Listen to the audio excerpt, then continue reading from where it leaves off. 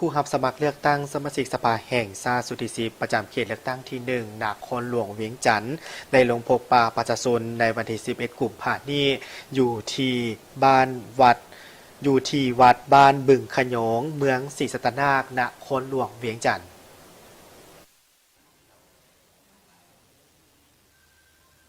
ตอนบ่ายวันที่ 11 กุมภาพันธ์ 2026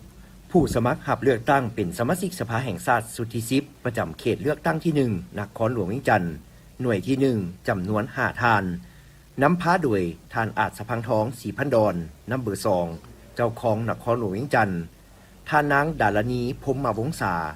น้ำเบอร์ 7 รองรัฐมนตรีกระทรวงวัฒนธรรมและการท่องเที่ยวท่านสารพิษศูนย์วรวงศ์น้ำเบอร์ 12 หัวหน้าแผนกแรงงานและสวัสดิการสังคมนครหลวงเวียงจันทน์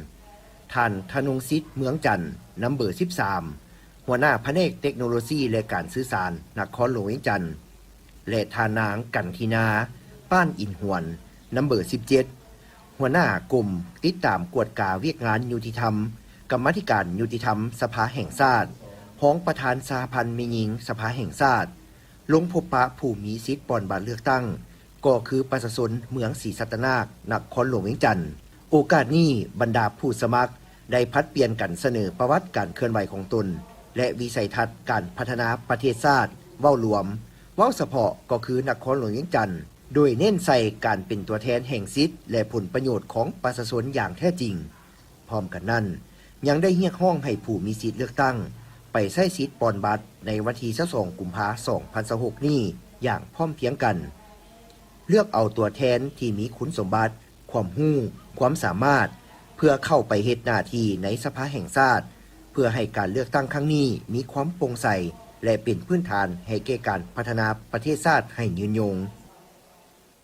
ถ้าหากว่าข้าพเจ้าได้รับความไว้วางใจจากพ่อแม่ประชาชนชาวนครหลวงเวียงจันทน์ข้าพเจ้าก็เชื่อมั่นว่าข้าพเจ้าจะนำใช้ความรู้ความสามารถของข้าพเจ้าในการเป็นตัวแทนของประชาชนชาวนครหลวงเวียงจันทน์เรารวมเราเฉพาะก็แม่นการเป็นตัวแทนของเพศหญิงของพวกเฮาให้ไปปฏิบัติหน้าที่ในเวทีการเมืองเนาะ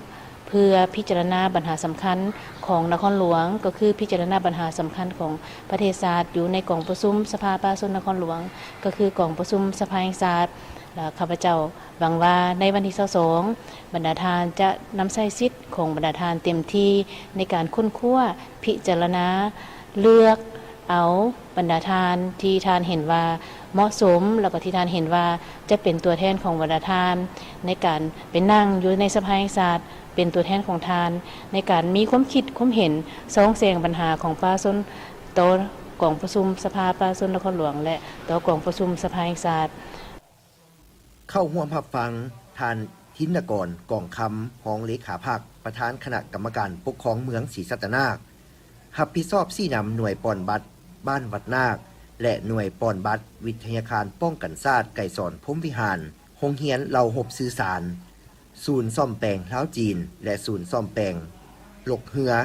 ท่านสิทธิประเสริฐอุเทนถปัญญารองเลขาพรรคประธานกวดกาภาคปลัด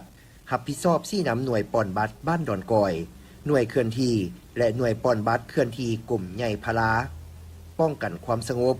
หงหมอ5 เมษาพร้อมด้วยคณะอำนาจการปกครองบ้านและประชาชนจำนวน8บ้านคือบ้านบึงขยองบ้านผาโพบ้านผาไซบ้านทัดขาวบ้านโพนสวรรค์เหนือและบ้านโพนสวรรค์ใต้บ้านโศกปะหลวงและบ้านสะพานทองใต้